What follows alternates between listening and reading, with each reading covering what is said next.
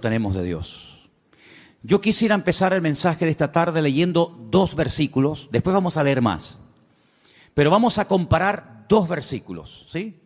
El primero se encuentra en el libro de Deuteronomio, capítulo 1, Deuteronomio capítulo 1, y el otro se encuentra en el Salmo 106, versículo 8. Repito, Deuteronomio 1, 26 y Salmo 106, versículo 8. Hay un momento, y en esta semana hablábamos un poquito acerca de la aparente contradicción que existe cuando el Antiguo Testamento, cuando la Torá habla acerca del tema de los espías, mejor dicho, los exploradores, porque no eran espías, eran exploradores, que si Moisés los mandó, que si Dios le dijo que los mandara, que si fue una iniciativa del pueblo. Ya hemos hablado un poquito acerca de esta semana, Anderson y yo estuvimos hablando, aclarando que los acontecimientos que se relatan no están siempre en orden cronológico, ¿verdad? Entonces parece como que un texto a veces como contradice al otro. Es como cuando, por ejemplo, lees 1 Samuel y da la impresión de que Saúl nunca había visto a David y después resulta de que otro pasaje parece como que sí lo conocía. Entonces, bueno, ¿qué pasa? ¿Lo conocía o no lo conocía? Y hay muchos acontecimientos en la Biblia que se relatan, pero no se cuentan necesariamente en orden cronológico. Entonces tienes que leer todo lo que la Biblia dice sobre ese pasaje para ubicarte y saber por dónde van los tiros. Hay un momento en el que uno de cada tribu, es decir, 12 personas, suben a la tierra de Canaán mientras el pueblo espera en el desierto. Dice que van a reconocer la tierra, si no van como espías. El espía no se deja ver, el espía no quiere que lo vean. Espías fueron lo que mandó Josué a la ciudad de Jericó previamente antes de atacarla, pero ellos no van escondidos, ellos van a cara descubierta. Ellos entran por las ciudades, van por los valles, cogen fruto de la tierra. Y cuando regresan, claro, el pueblo está esperando, subimos, no subimos, ¿cómo es la tierra? ¿Tiene ríos, no tiene ríos? ¿Es grande, está habitada? ¿Cómo es la tierra? El informe que trajeron fue terrible, terrible. Y de los 12 que fueron, 10 como que se pusieron de acuerdo, tú. 10 trajeron un informe tan negativo que a más de 1 millón y pico de personas los hundieron en la miseria. Dice que estuvieron toda la noche llorando. Qué pesimismo contagió aquella gente al pueblo, ¿eh? Terrible, tremendo. ¿Sabes que ese día, se calcula, ¿no? Ese día era el Tisha B'Av, era el día 9 del mes Av. A veces coincide en agosto, a veces coincide ese mes, ese día en julio, depende. Y las peores desgracias, todas las desgracias, las peores catástrofes que le han ocurrido al pueblo de Israel, todas han ocurrido el día Tisha B'Av, el día 9 del mes Av, todas. La destrucción del primer templo, 9 de Av. La destrucción del segundo templo, 9 de Av. La expulsión por parte de los reyes católicos del pueblo de Israel de España, 9 de Av. La firma de la eliminación total y absoluta de los judíos en Europa a través del régimen del Tercer Reich nazi, el día 9 de Av, etcétera, etcétera, etcétera. Y es que ese día marcaron su destino. Lloraron sin causa y a lo largo de la historia el Señor les daría motivos para que lloraran con razón. El día 9 de Av. Por eso es un día triste, es un día en el que se esperan siempre todos los años en Israel que pueda ocurrir cualquier cosa.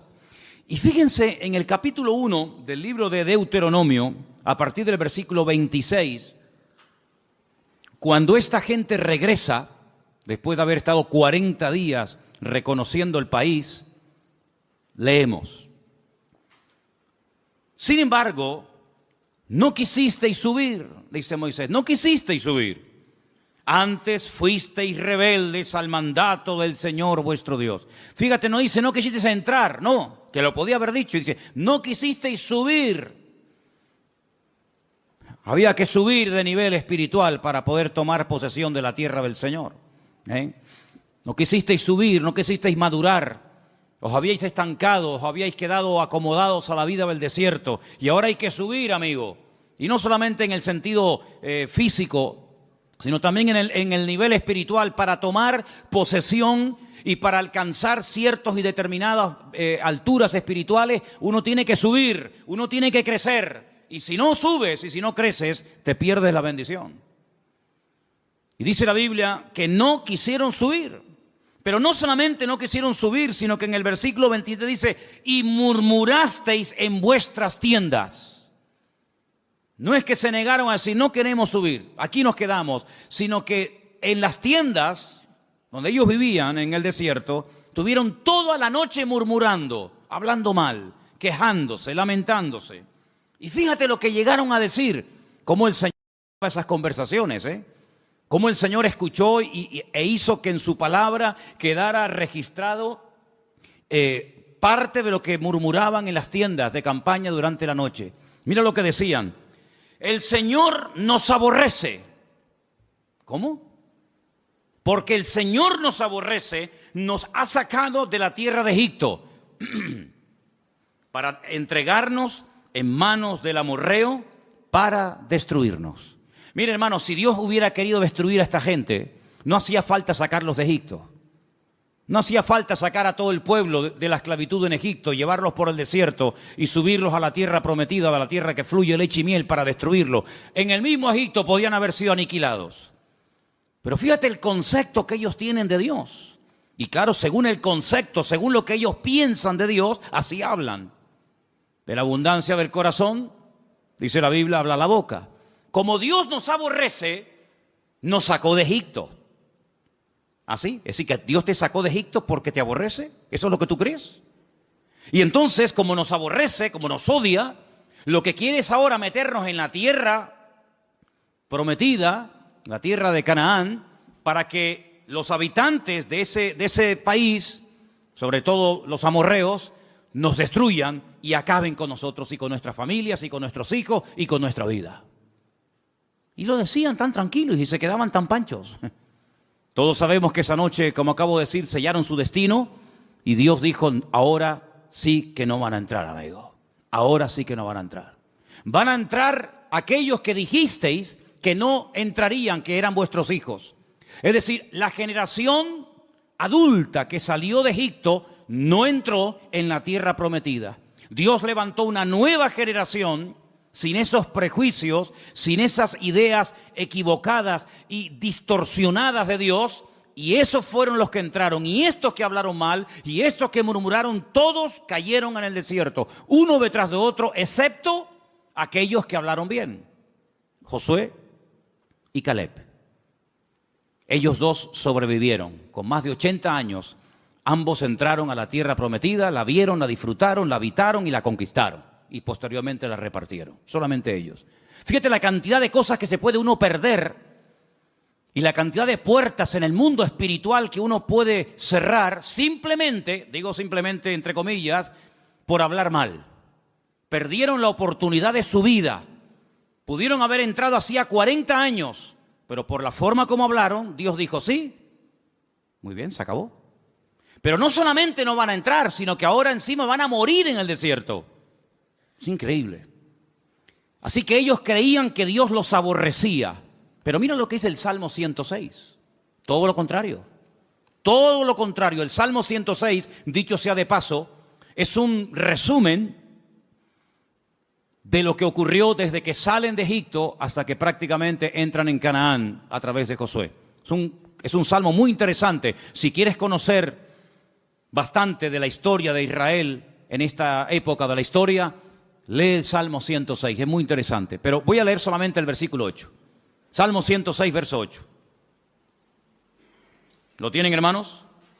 Dice, pero Él los salvó por amor de su nombre para hacer para hacer notorio su poder. Si comparamos lo que dice Deuteronomio y lo que decía el pueblo y lo que el Señor dice a través del Salmo 106, no tiene nada que ver una cosa con otra. En un pasaje dice, Dios nos sacó de Egipto porque nos odia, porque nos aborrece y lo que quiere es aniquilarnos y destruirnos.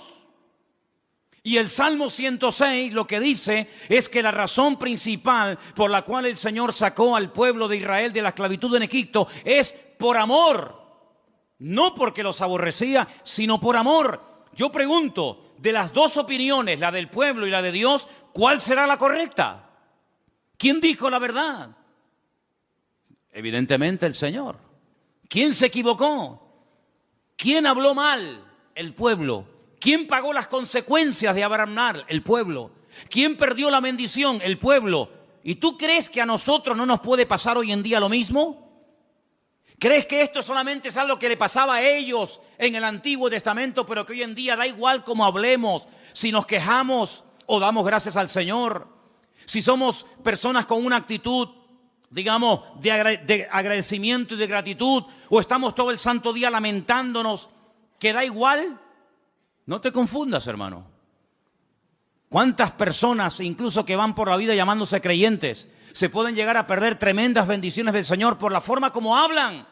Porque la forma en como hablan manifiesta el concepto distorsionado o equivocado que pueden llegar a tener de Dios. Si tú crees que Dios no te ama, si tú crees que Dios es injusto contigo, si tú en lo profundo de tu corazón crees que el Señor no es tan bueno como dicen algunos, si tú en lo más profundo de tu corazón crees que Dios contigo no ha sido todo lo bueno que tú esperabas, tú vas a vivir así. Y cuando ores, cuando hables con alguien, cuando des testimonio y cuando vengas a la iglesia y cuando salgas de la iglesia, tú vas a vivir según el concepto distorsionado y envenenado que tienes de Dios. Pero el creyente que tiene claro que Dios nos ama, que Dios no es injusto, que Dios quiere lo mejor para mi vida, no se va a quejar, no se va a lamentar, tenga o no tenga. Se le abran las puertas que él creía que se le tenían que abrir o no se le abran nunca. Da igual. El que tiene claro cómo Dios es y cómo Dios, siendo un Dios de amor y de misericordia, pastorea y bendice y protege nuestra vida, va a vivir desde un punto de vista, pero completamente diferente a aquel que cree que Dios es injusto y que Dios es malo. ¿Cuántos dicen amén? ¿Qué concepto tú tienes de Dios? Hay gente que piensan que Dios es un Dios que continuamente está esperando que cometas la más mínima equivocación para darte el palo en la cabeza y castigarte. Incluso tal vez hoy en día no se use mucho esa expresión, pero yo recuerdo cuando era niño y me portaba mal, que era la mayoría de las veces, cuando me daba un golpe o me caía o me hacía una herida o algo, muchas veces mi madre y mi abuela y otros familiares me decían, eso te pasó porque Dios te castigó. Pero nunca decían que cuando salía algo bien es porque Dios te ama y te quiere bendecir. Eso no. Pero cuando te pasaba algo malo, Dios te castigó. Y si no, pórtate bien y ya verás cómo no te hubiera pasado. Porque es el concepto que mucha gente tiene de Dios. Que Dios está con el garrote en la mano esperando que cometas la más mínima equivocación para castigarte. Porque tienen el concepto de un Dios castigador. De un Dios vengativo. De un Dios que no pasa ni una. De un Dios que aquí te pillo y aquí te mato. Y así viven, asustados, amedrentados, tratando siempre de buscarse la vida, tratando siempre, ¿verdad?, de abrirse camino a ellos mismos, porque creen que ellos se pueden pastorear a sí mismos mejor que lo que Dios nos puede pastorear a nosotros. ¿Qué te parece, amigo? ¿Qué concepto tú tienes de Dios? ¿Sabes? Comencé a buscar en la Biblia algunas personas que hablaron y describieron a Dios. Y me quedé muy sorprendido, porque hay pasajes extraordinarios en la Biblia donde vemos el concepto que algunas personas tenían acerca de Dios. Y vamos ahora a hacer un viaje por el libro del profeta Daniel, libro que está lleno de declaraciones de personas, vamos a decir, no muy creyentes que digamos, pero que cuando les tocó hablar y describir la figura de Dios, nos quedamos con la boca abierta del concepto que ellos tenían de Dios. Vamos, por ejemplo, a Daniel, capítulo 2, a partir del verso 46.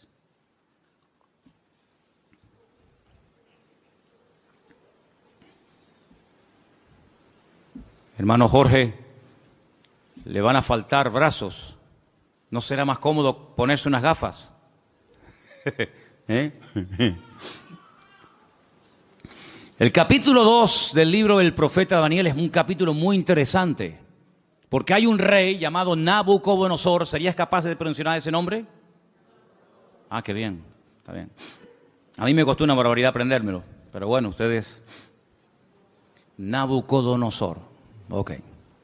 Tiene un sueño, pero resulta que por lo visto se le olvidó. Pero el sueño lo marcó de tal manera que al día siguiente él reúne a sus magos, sátrapas, astrólogos, adivinos, etcétera, y le dice: anoche tuve un sueño que me perturbó, me robó la paz. Y quiero que ustedes me digan qué significa ese sueño, que me lo interpreten. Y claro, todos los que estaban allí le dijeron: sí, oh rey, dinos, cuéntanos el sueño y nosotros te diremos lo que significa. Y le dice el rey: es que lo he olvidado. No me acuerdo lo que soñé. Así que lo que quiero es que me digan lo que soñé y a continuación me interpreten el sueño. Y si no me lo hacen, los condeno a muerte. Convertiré vuestra casa en un estercolero, en un muladar. Descuartizaré a vuestros hijos. Y claro, aquello causó un caos en el palacio tremendo, porque incluso algunos le llegaron a decir: pero es que nunca, jamás se ha oído de un rey que pida que se le cuente el sueño que ha soñado y encima la interpretación. Y no había forma. Pero sin embargo, la Biblia dice que Daniel, junto con sus amigos, oraron y le pidieron al Señor que les mostrara qué sueño había tenido este hombre y qué significaba. Y efectivamente, el Señor, dice la Biblia, que le reveló a Daniel lo que el rey Nabucodonosor había soñado y lo que significaba. Y cuando llega Daniel a la presencia del rey Nabucodonosor, pues le dice: mira, lo que tú has dicho, ningún hombre te lo puede interpretar, nadie en esta vida, ni mago, ni astrólogo, ni sátrapa, ni adivino, jamás te lo podrá decir. Pero dice: pero hay un Dios en los cielos que revela los misterios a los hombres. Y en este caso Dios me ha escogido a mí para decirte que tú lo que soñaste es que vistes una estatua enorme de 4 materiales diferentes. Viste que la estatua tenía, o la imagen tenía, una cabeza de oro. Ese eres tú, ese es tu imperio Babilonia. Pero luego después de ti se levantará otro imperio, y dice que vio el pecho y los brazos de plata, y le dice: serán el imperio de los medos persas que se unirán y formarán un segundo imperio. Pero caerá ese imperio con el paso del tiempo y se levantará un tercer imperio que será el de Alejandro Magno, los griegos, ¿verdad? Y por eso ve que el vientre y los muslos son de bronce, pero se levantará un cuarto imperio que hace referencia proféticamente al imperio romano y también, en cierto sentido, también un poco al reino del anticristo, representado por el hierro y por el barro, y le muestra que tiene 2 piernas y 10 dedos. Y claro, Nabucodonosor, cuando oye aquello, se queda sorprendido, porque dice: bueno, ¿y cómo este hombre puede saber lo que yo soñé? Esto es algo increíble, aunque no le dieran la interpretación. El simple hecho de que este hombre haya recibido el sueño que yo tuve, ya me deja con la boca abierta. Pero si encima me dice lo que esto significa, entonces ya esto es el máximo. Y efectivamente, el profeta Daniel se lo interpretó y le dijo, en fin, lo que iba a pasar a lo largo de la historia, los imperios, los que iban a caer, los que no iban a caer, quién iba a ser el primero, el segundo, el tercero, el cuarto, etcétera, etcétera. Y cuando termina de contarle el sueño con su correspondiente interpretación, en el capítulo 2, verso 46 del profeta Daniel, ahora habla el rey y dice: escucha, atento. Entonces el rey Nabucodonosor se postró sobre su rostro y se humilló ante Daniel. Esto es increíble. Y mandó que le ofreciesen presentes e incienso a Daniel.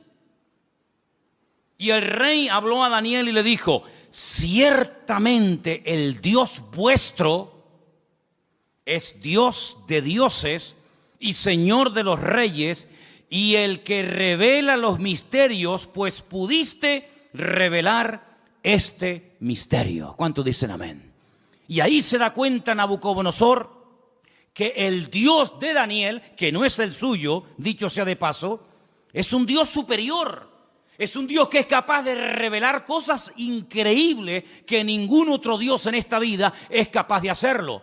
Luego el concepto que Nabucodonosor en ese momento tenía de Dios es un concepto elevadísimo. No hay otro Dios como el tuyo.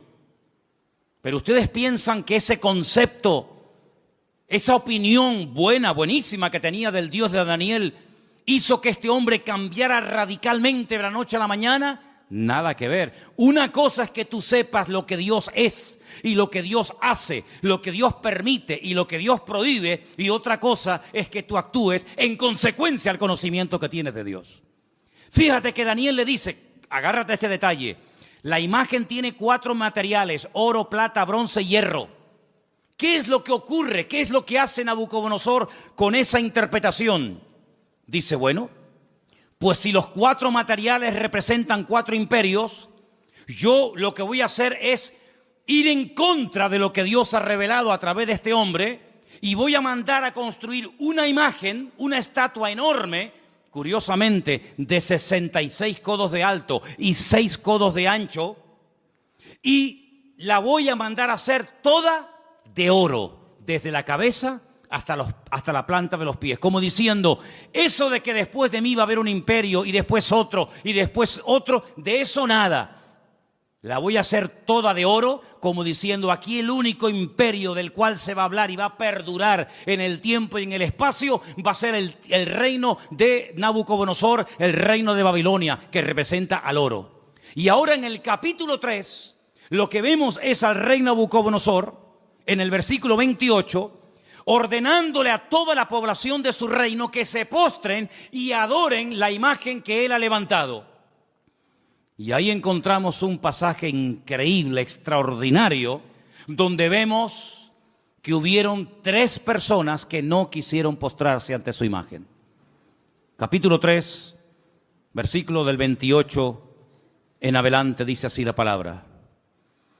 Entonces Nabucodonosor dijo, bendito sea el Dios de ellos, de Sadrat, de Mesat, de Abednego, que envió su ángel y libró a sus siervos que confiaron en él y que no cumplieron el edicto del rey y entregaron sus cuerpos antes que servir y adorar a otro Dios que es su Dios. Por lo tanto, decreto que en todo pueblo, nación o lengua que dijere blasfemia contra el Dios de Sadrat, Mesad y Abednego, sea descuartizado y su casa sea convertida en muladar, por cuanto no hay Dios que pueda librar como este. Él se dio cuenta de que el fuego no destruyó a estos 3 jóvenes valientes, porque ellos le dijeron al rey de Nabucodonosor, aunque nos des otra oportunidad, no nos vamos a postrar ante tu imagen. Nosotros solamente adoramos a Dios. Y si ese acto de adorar a Dios implica el que muramos hoy quemados, pues estamos dispuestos a morir quemados. ¿Y qué? Si esa es la muerte, porque yo no elegí ni el día, ni el lugar, ni la forma como nací, pero tampoco podemos elegir ni el día, ni la hora, ni la forma de nuestra muerte. Esas son cosas que escapan al ser humano. Es algo que no podemos escoger, por muy sabios o ricos o intelectuales que seamos. Por lo tanto, si la muerte que Dios ha escogido para nosotros es morir quemados, moriremos quemados, no pasa nada. ¿Creemos que Dios nos puede librar del fuego? ¿Lo creemos? ¿Y nos puede librar de tu mano? ¿Lo creemos totalmente? Pero si no nos quiere librar el Señor, sino que Él hoy quiere que muramos y hasta aquí llegó nuestra vida, tampoco nos vamos a postrar. Y dice la Biblia que fueron lanzados, amarrados, dentro del horno de fuego. Lo que le sorprendió a Nabucodonosor es que no se quemaron, que no solamente había personas vivas dentro del horno, sino que había 4 personajes protegiendo el cuarto personaje a estos jóvenes. Y dice la Biblia que cuando salieron, ni el pelo de su cabeza se había quemado, ni sus ropas olían a humo. Y ante semejante milagro, ya van dos, la interpretación del sueño a través de Daniel, cómo Dios protege milagrosamente la vida de Sadrat, Mesad y Abednego, vuelve otra vez a reconocer que el Dios de esta gente es el Dios todopoderoso, un Dios superior al que Él tiene, un Dios que es capaz de proteger de la muerte segura a unas personas porque confiaron en Él. Y ya van 2. Pero amados hermanos, lo que dice Nabucodonosor de Dios es tremendo. es un Dios que salva, es un Dios que libra, es un Dios que protege, es un Dios superior, es Dios arriba, es Dios abajo. Algo increíble el concepto que Nabucodonosor tenía de Dios, pero el concepto por sí mismo, el conocimiento por sí mismo no es suficiente. Después vamos a ver qué más hace falta. Seguimos en Daniel, capítulo 4. Este rey Nabucodonosor le da lugar a la soberbia, le da lugar al orgullo, a la arrogancia, paseándose por Babilonia, que era una joya en aquellos tiempos. Comienza a presumir de su ciudad, de sus jardines, de sus conquistas, de sus palacios. Y la Biblia nos enseña que este hombre entra en un periodo de locura totalmente. Pierde el sentido. Y la palabra de Dios dice que lo arrojan al monte. Vamos a leer en el versículo 33. En aquella hora se cumplió la palabra sobre Nabucodonosor. Fue echado de entre los hombres y comía hierba como los bueyes. Su cuerpo se mojaba con el rocío del cielo, y hasta que su pelo creció como plumas de águila y sus uñas como las de las aves. Mas al fin del tiempo yo, Nabucodonosor, alcé mis ojos al cielo y mi razón me fue devuelta, y bendije al Altísimo y alabé y glorifiqué al que vive para siempre, cuyo dominio es sempiterno y su reino por todas las edades. Todos los habitantes de la tierra son considerados como nada, y Él hace según su voluntad en el ejército del cielo y en los habitantes de la tierra, y no hay quien detenga su mano y que alguien le diga: ¿qué haces? En este mismo tiempo mi razón me fue devuelta, y la majestad de mi reino, mi dignidad, mi grandeza volvieron a mí. Y mis gobernadores y mis consejeros me buscaron, y fui restablecido en mi reino, y mayor grandeza me fue añadida.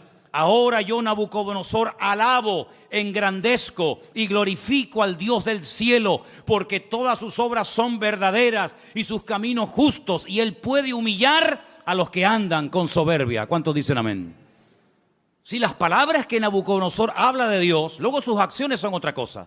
Lo que hace es otra cosa diferente. Pero cuando habla de Dios, son maravillas. Son cosas tremendas, preciosas. Lo alaba, lo bendice, lo glorifica, lo levanta en alto, lo reconoce.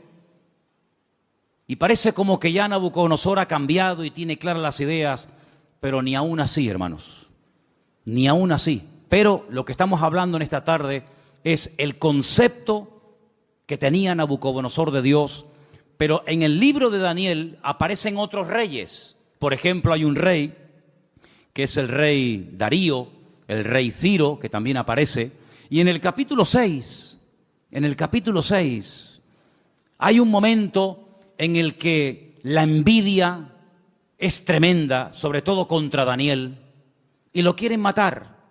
Pero leí esta mañana algo que me llamó tanto la atención, porque dice que trataban de buscar algo en lo cual pillarlo en un fallo y decir: mira, pero no había manera. Quiero leerles en el capítulo 6, verso 4. Entonces los gobernadores y sátrapas buscaban ocasión para acusar a Daniel en lo relacionado al reino, mas no podían hallar ocasión alguna o falta, porque él era fiel y ningún vicio ni falta fue hallado en él. Me llamó la atención la palabra vicio. Daniel no tenía vicios. Dice: no podemos acusarlo de nada, no hay forma no hay forma. Pero entonces idearon un plan terrible y dice: entonces dijeron aquellos hombres: no hallaremos contra Daniel ocasión alguna para acusarle, si no la hallamos contra él en relación con la ley de su Dios. Y todos saben lo que hacen: convencen al rey Darío, para que promulgue una ley que no se puede revocar bajo ningún concepto, de que durante 30 días nadie puede elevar oraciones, plegarias o súplicas a ningún Dios, incluido el Dios de Daniel. Nadie puede orar durante 30 días. Era la única forma de que podían decir: mira, hay un hombre en tu reino que ha quebrantado la ley. Porque nosotros como creyentes, y creo que lo tenemos claro, Tenemos que cumplir las leyes de los países donde vivamos siempre y cuando no vayan en contra de la palabra de Dios. ¿Cuántos dicen amén? No es que por ser cristianos estamos exentos del cumplimiento de la ley, ni mucho menos, al contrario, al contrario. Las autoridades, según Romanos capítulo 12, todas han sido puestas por Dios. Salga quien salga y gane quien gane. Te guste o no, el que salga es el que Dios ha permitido que gobierne. Pero no importa. A veces Dios levanta un faraón y a veces lo tumba. A veces Dios levanta un Nabucodonosor y lo quita. Y mañana levanta un Darío y pasado un Ciro y mañana... No importa, eso son cuestiones de Dios.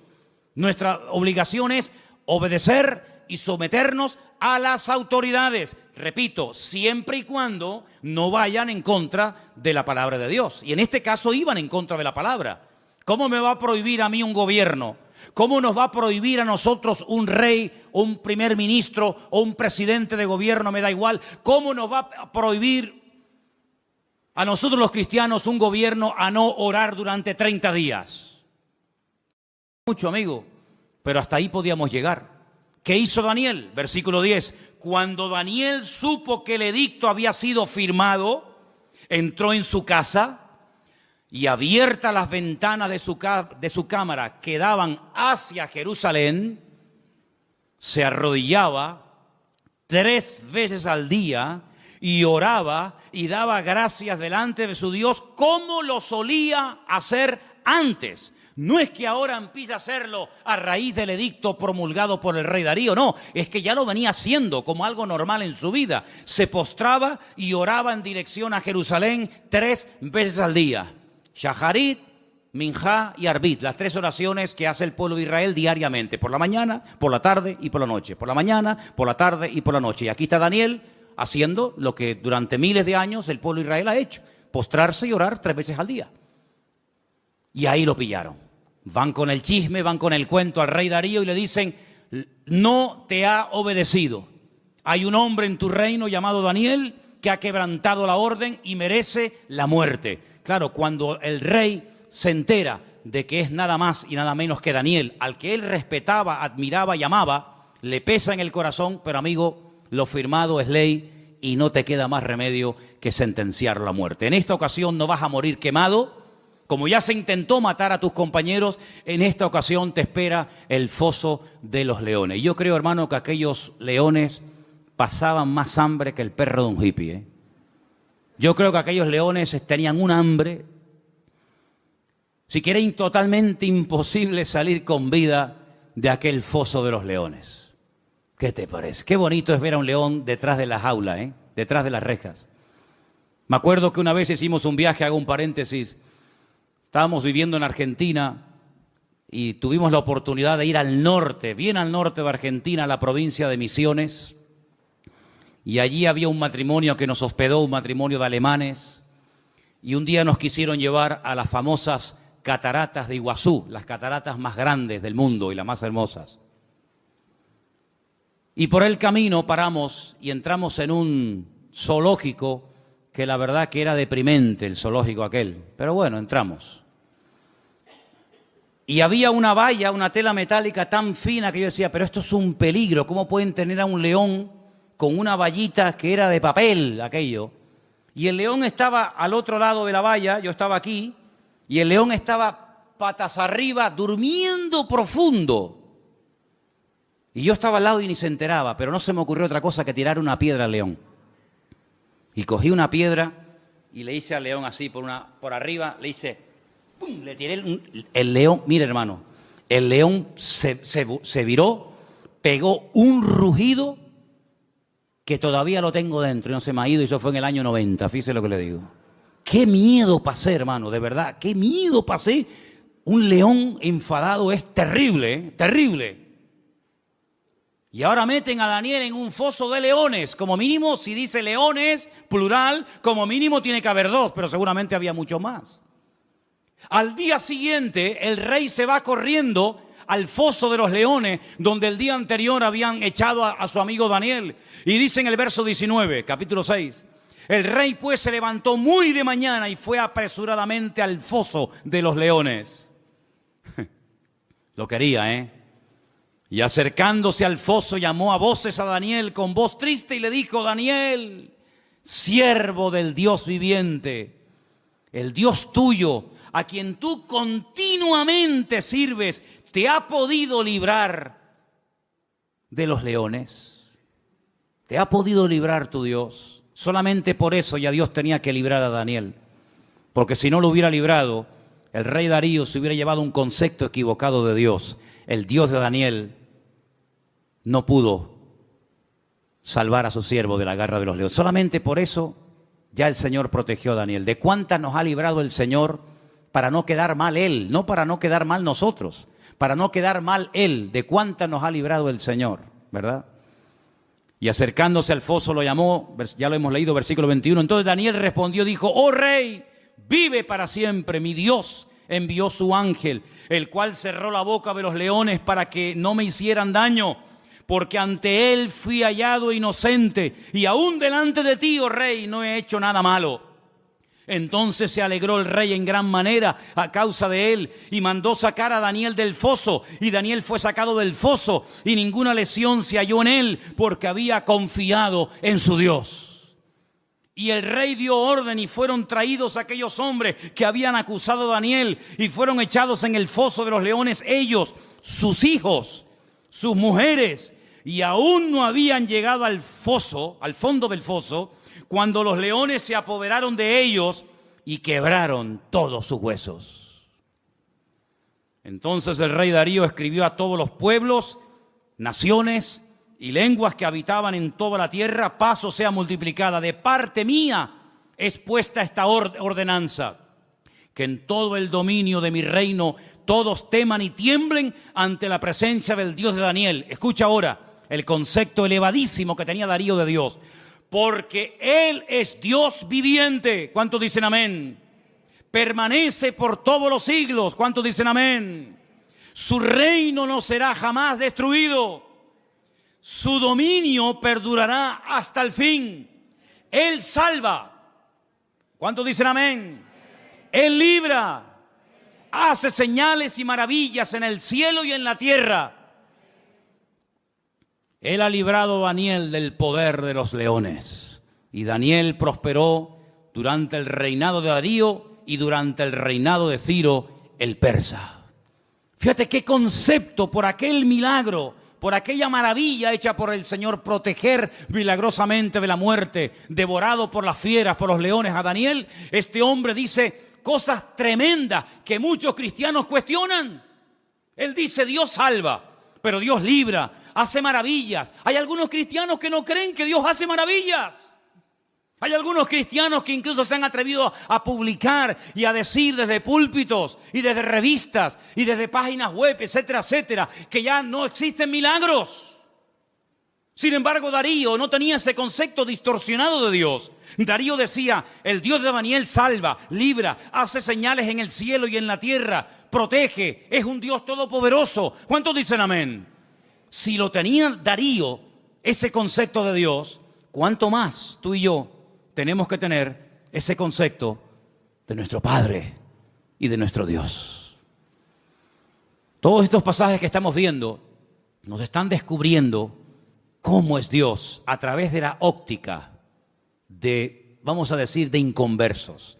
Personas que eran impactadas, personas que quedaban con la boca abierta ante semejantes maravillas. Pero hay un pasaje que encontré en el Nuevo Testamento, en el libro de los Hechos, que para mí es una de las mejores descripciones de Dios de toda la Biblia. Está en el libro de los Hechos, el capítulo 17. Y es concretamente una parte del mensaje profundo que el apóstol Pablo dio cuando se encontraba de visita en Grecia, concretamente en la ciudad de Atenas. En el capítulo 17 del libro de los Hechos, a partir del verso 24, Pablo, hablándole a aquella gente allí en Grecia, dice, si quieren arrancamos desde el versículo 22, ¿vale? Hechos 17, 22. Entonces Pablo, puesto en pie en medio del Areópago, dijo: varones atenienses, en todo observo que sois muy religiosos. Qué curioso cómo eran los griegos, ¿eh? Eran religiosos, eran hedonistas, deportistas, un culto al cuerpo tremendo.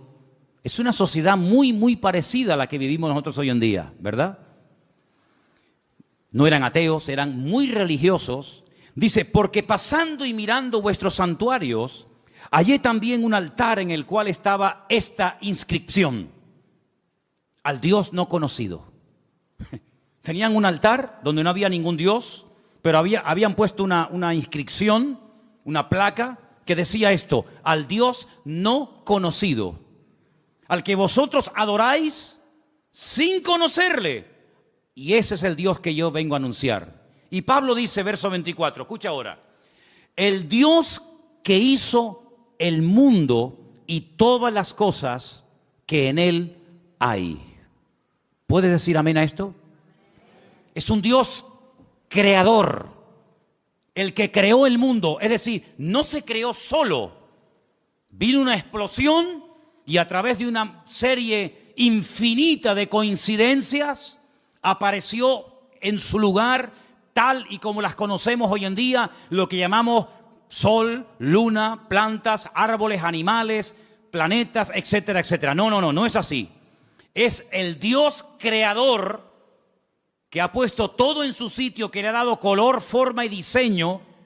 Es el Dios todopoderoso. Y sigue diciendo, siendo Señor del cielo y de la tierra. La palabra Señor, sabéis que es la palabra amo. Siendo el dueño, el propietario de lo que hay arriba y abajo, no habita en templos hechos por manos humanas. Solamente de este versículo hay tanta enseñanza, tanta profundidad de conceptos que podríamos echarnos horas. Porque lo primero que está diciendo es, nosotros no salimos de la nada. Nosotros no somos producto de un proceso evolutivo, sino somos creación de Dios. Y ese Dios que es el dueño ha decidido no vivir en templos. ¿Qué les está diciendo los atenienses? Que vuestros templos no pueden contener su persona, su presencia, porque Él ha tomado unilateralmente la decisión de no vivir en templos. Luego les está tirando por tierra toda su religiosidad. Y sigue diciendo, ni es honrado por manos de hombres, como si necesitase algo. Pues Él es quien da a todos vida y aliento y todas las cosas. Es la existencia misma. Es el que hace que las cosas existan. Es el que transmite vida. Es el que hace que todo funcione perfectamente. Es el que hace que haya estaciones. Es el que hace que soplen los vientos de un lugar y se vayan por otro. Es el que hace que el sol cada mañana salga del mismo lado hace miles de años y se oculte por el mismo lado. Es el que hace que la tierra gire siempre en la misma dirección y a la misma velocidad. No es un Dios que hoy en día dice, no, que no se mueva, ahora que se mueva. Es un Dios que tiene un control absoluto de la creación. No ha perdido el control. No se le ha vuelto en contra la creación. Él da vida. Y si Él no diera la vida, nada funcionaría. Porque el hombre puede alargar y puede cortar la vida, pero no puede crearla, no puede diseñarla. Y Él está hablando de un Dios que da la vida, un Dios que ha formado, un Dios que ha creado, etcétera, etcétera. Y sigue diciendo, de una sangre ha hecho todo el linaje de los hombres. Está hablando de Adán. De Él vienen todos, de Él venimos todos. Para que habiten sobre toda la faz de la tierra, y les ha prefijado el orden de los tiempos y los límites de su habitación. Esto es impresionante lo que está diciendo Pablo aquí.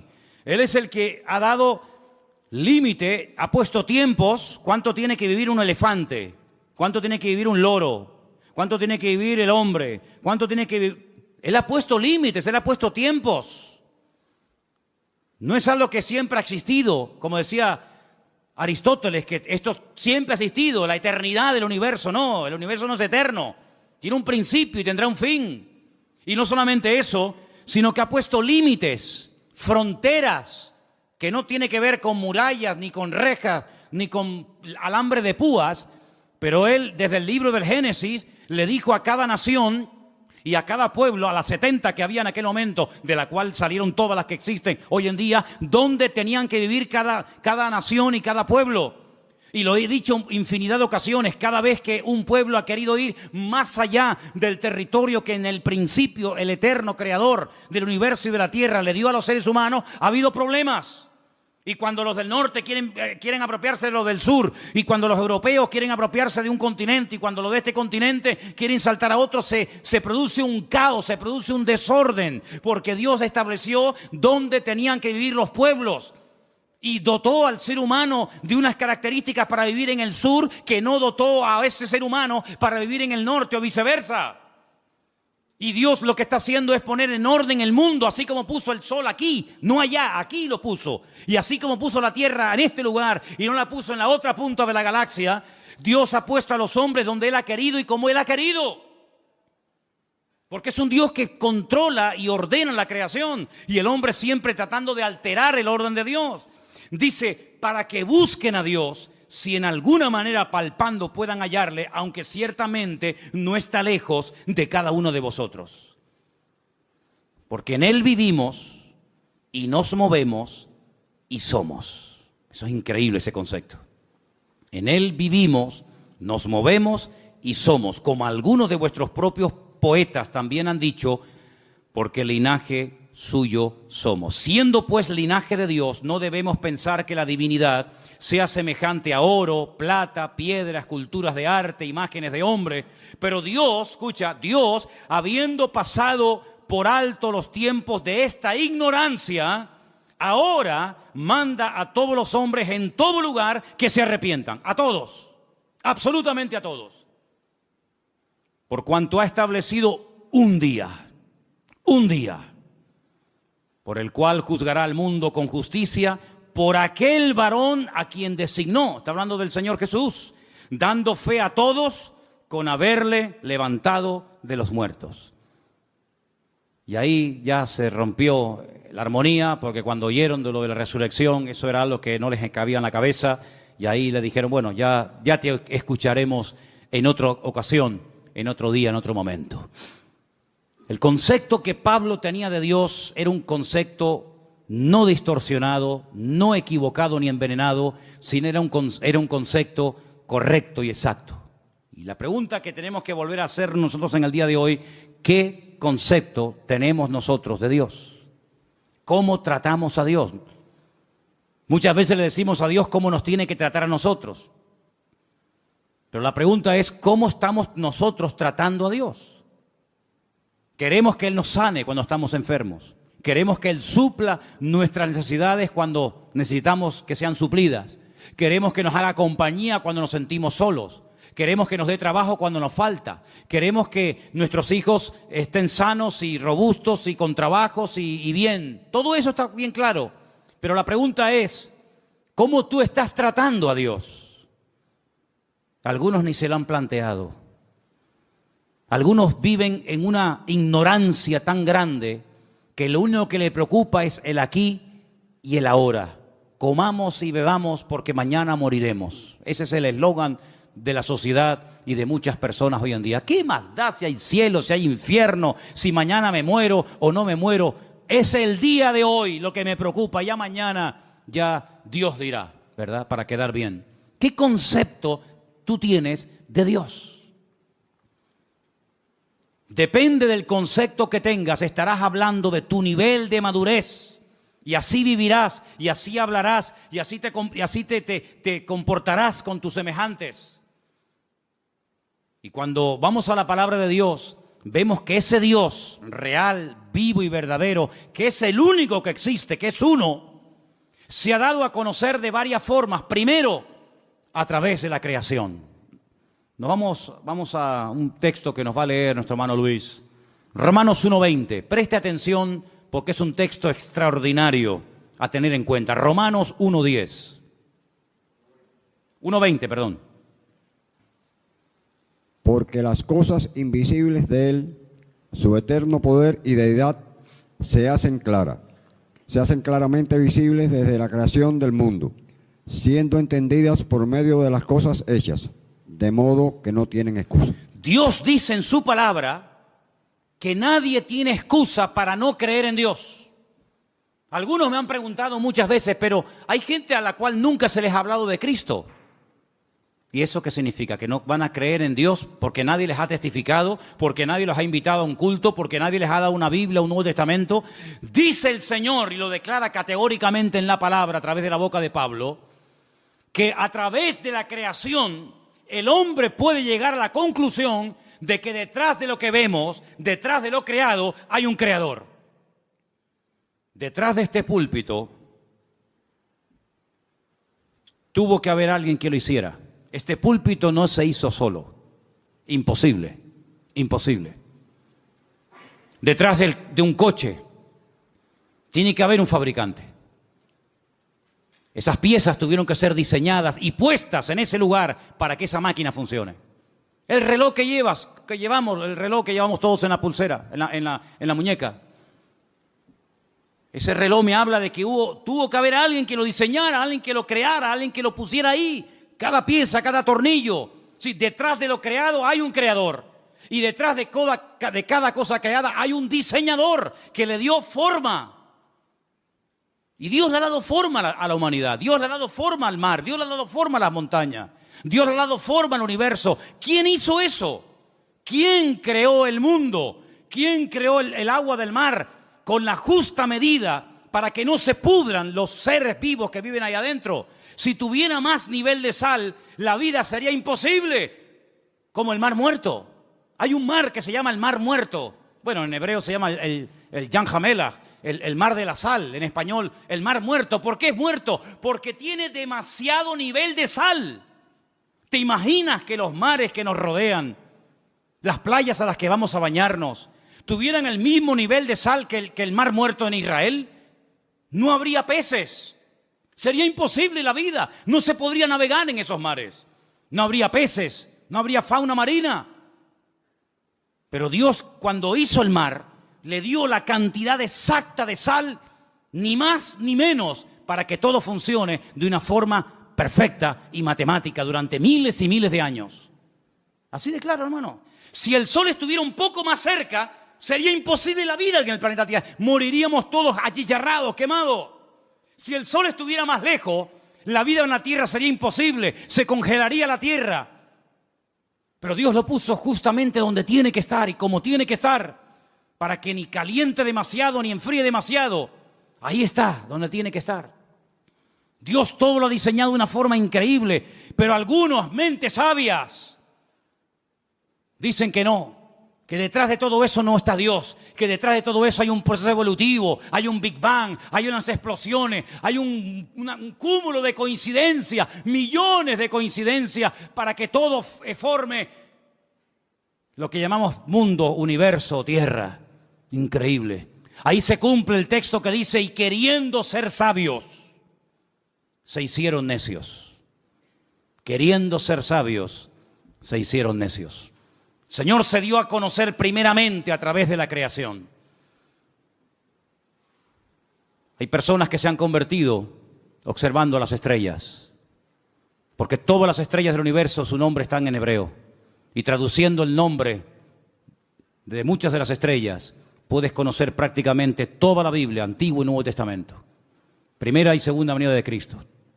Ya sé que no es un método que hoy en día utiliza el Señor, pero hubo durante muchas generaciones y siglos, un sistema que le permitía al hombre leer, descifrar el mensaje de Dios en las estrellas. De ahí que el diablo después se levantara y creara o inventara la famosa astrología, tratando de manipular el universo, ¿verdad? Y tratando de decirle al hombre que esta estrella o aquella o la otra ejercía una influencia mejor o mayor o positiva o negativa sobre el carácter, la personalidad de la gente, y de ahí viene todo el sistema de horóscopos y toda esa historia. Pero hubo un momento en la historia en el que los hombres sabían interpretar y leer las estrellas.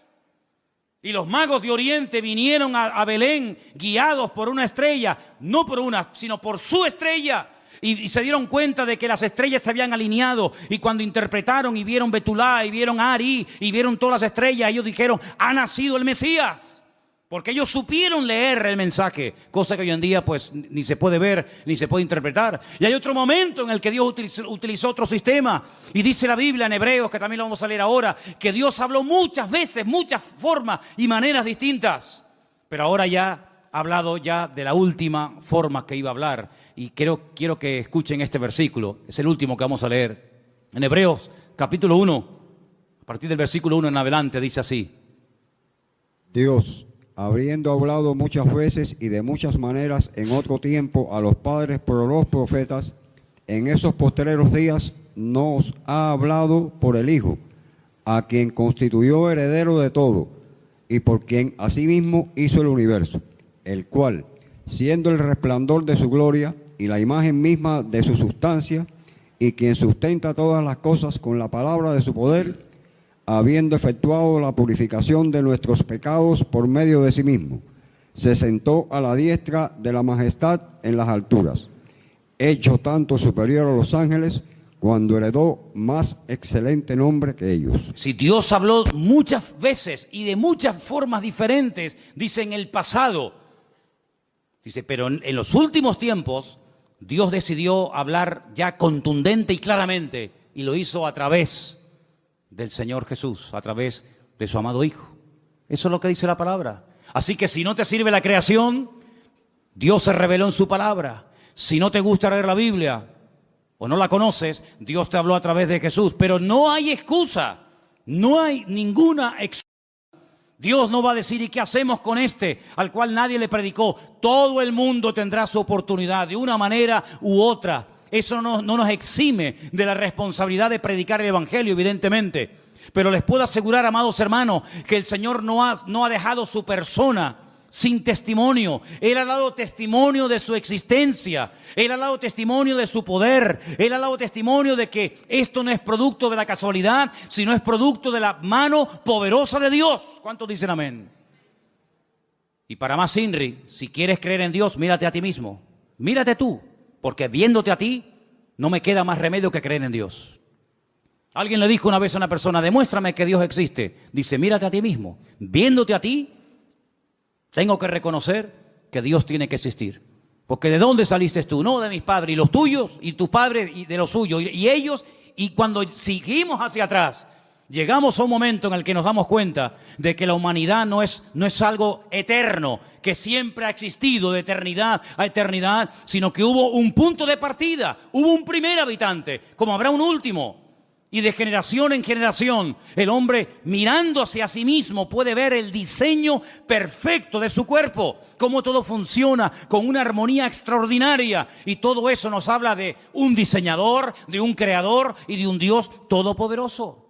Ahora, el que no quiere creer, ni viendo milagros va a creer. Ni viendo milagros va a creer. Porque los milagros no se hacen para que la gente crea, sino que se hacen como evidencia de la manifestación del poder de Dios. Y quiero solamente recordarles que la lectura que se leyó esta tarde estaba basada en el libro de Esdras, ¿verdad? Capítulo 9. Cuando ellos vuelven del cautiverio en Babilonia, gracias al Señor, después de 70 años, llegan a Babilonia, llegan a Jerusalén, con la intención de hoy empezar de cero.